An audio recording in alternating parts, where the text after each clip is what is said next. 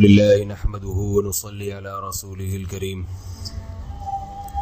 أما بعد فأعوذ بالله من الشيطان الرجيم بسم الله الرحمن الرحيم ولله على الناس حج البيت من استطاع إليه سبيلا ومن كفر فإن الله غني عن العالمين۔ ایک بہت بڑا کبیرہ گناہ ہے حج فرض ہونے کے باوجود ادا نہ کرنا۔ قرآن مجید میں اللہ تعالیٰ کا ارشاد ہے اور لوگوں کے لیے اللہ کے لیے لوگوں پر لازم ہے کہ وہ بیت اللہ کا قصد کریں، اور یہ حکم ہر اس شخص کے لیے ہے جو بیت اللہ جانے کی طاقت رکھتا ہو، اور جو بے پرواہ ہوگا یعنی اللہ کے حکم سے سستی کرے گا، کاہلی کرے گا، اپنے آپ کو مستغنی سمجھے گا، تو فرمایا کہ فإن اللہ غنی عن العالمین، اللہ تمام جہان والوں سے بے نیاز ہے، اسے کسی کی پرواہ نہیں، وہ تمہارا محتاج نہیں ہے کہ تم آؤ اور اس کے گھر کی زیارت کرو۔ یہ بہت بڑی دھمکی ہے۔ حدیث میں آتا ہے رسول اللہ صلی اللہ علیہ وسلم نے فرمایا جس شخص پہ حج فرض ہوا اور اس نے حج نہیں کیا اور حج کیے بغیر مر گیا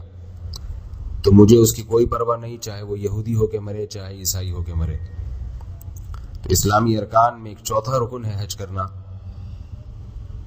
عام طور پر لوگ حج فرض ہو جانے کے باوجود اس میں تاخیر کرتے رہتے ہیں، لہذا پہلے میں یہ مسئلہ بیان کروں گا کہ حج فرض ہوتا کب ہے۔ تو یاد رکھیے، یہ بہت اچھی طرح سے مسئلہ سمجھیے کہ جس شخص کے پاس پوری زندگی میں کسی بھی وقت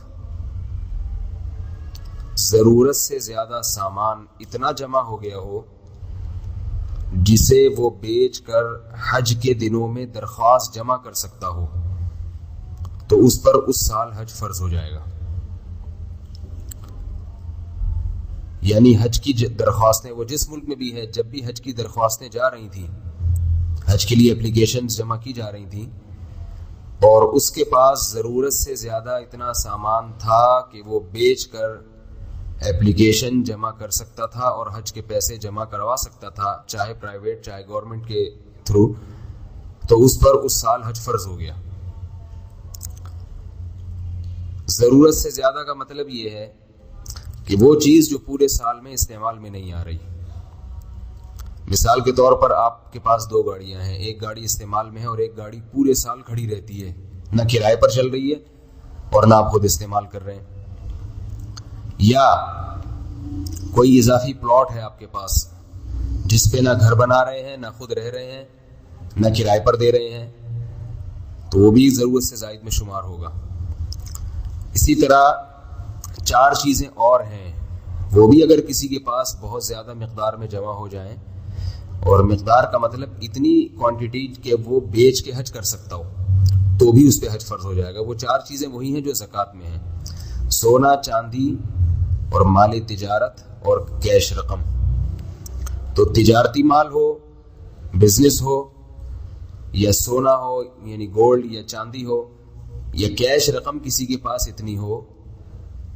کہ قرضہ جو اس کے اوپر ہے وہ اگر مائنس کر کے وہ دیکھا جائے اور اتنی رقم بچ جائے کہ وہ حج کے دنوں میں درخواست جمع کر سکتا ہے، تو اس پر بھی اس سال حج فرض ہو جائے گا۔ عام طور پہ لوگ کہتے ہیں کہ یہ پلاٹ ہم نے بچے کے لیے رکھا ہوا ہے، جہیز کے لیے، یہ ہم نے فلاں تعلیم کے لیے رکھا ہے، یہ فلاں کے لیے رکھا ہے، یہ فلاں کے لیے رکھا ہے۔ تو بات یہ ہے کہ جب یہ ساری ضرورتیں ہیں تو حج سب سے بڑھ کر ضرورت ہے، اس لیے حج میں تاخیر نہیں کرنی چاہیے۔ اور عام طور پہ یوں سمجھا جاتا ہے کہ حج کرنا بوڑھوں کا کام ہے، کیونکہ وہی لوگ حج پہ جاتے ہیں جو ساری ذمہ داریاں نمٹا کے سارے کام کاج سے فارغ ہو چکے ہیں، تو کہتے کہ چلو اب حج بھی کر کے آ جاؤ۔ یہ 100% غلط نظریہ ہے، غلط تصور ہے۔ آپ کو حج کو تمام ضرورتوں پر مقدم رکھنا چاہیے، تو اس لیے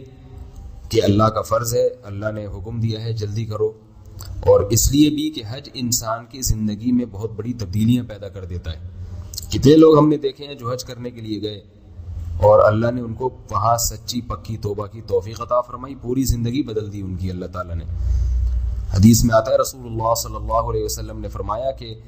اللہ فرماتے ہیں کہ حج مبرور مقبول کی جزا میرے ہاں سوائے جنت کے کچھ بھی نہیں ہے، اور حج کر کے انسان گناہوں سے ایسا پاک ہو جاتا ہے جیسے